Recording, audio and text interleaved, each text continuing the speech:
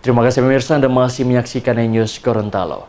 Pemirsa, meningkatnya angka pengangguran dari tahun ke tahun merupakan masalah utama hampir di semua negara berkembang, baik tingkat regional, lokal maupun nasional. Hadirnya perusahaan besar merupakan salah satu jalan keluar.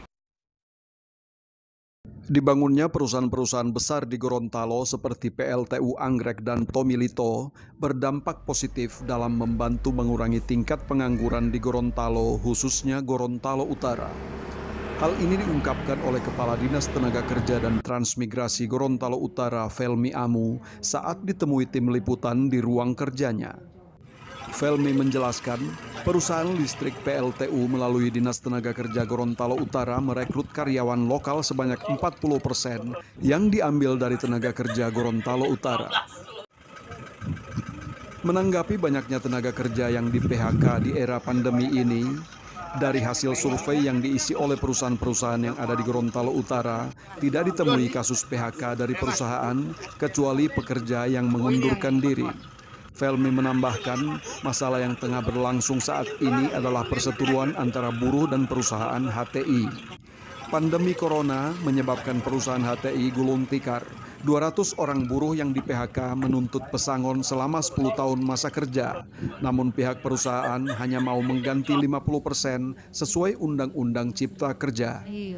Terkait hal tersebut, pemerintah daerah melalui Dinas Ketenagakerjaan Gorontalo Utara telah memediasi permasalahan tersebut.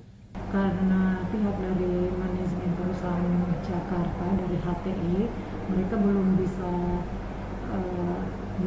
memastikan apakah mereka masih akan membuka lagi perusahaan baru atau mereka akan take over untuk perusahaan ini ke perusahaan lainnya. Itu belum dijawab pasti oleh pihak manajemen dari Jakarta. Namun pemerintah berharap apabila manajemen pimpinan dari Jakarta ini, kalau nanti perusahaan HTI ini di take over ke perusahaan lain, pemerintah berharap supaya tenaga-tenaga kerja buruh yang di PHK itu yang hampir 200 orang itu supaya dapat direkrut kembali dan diperhatikan kembali.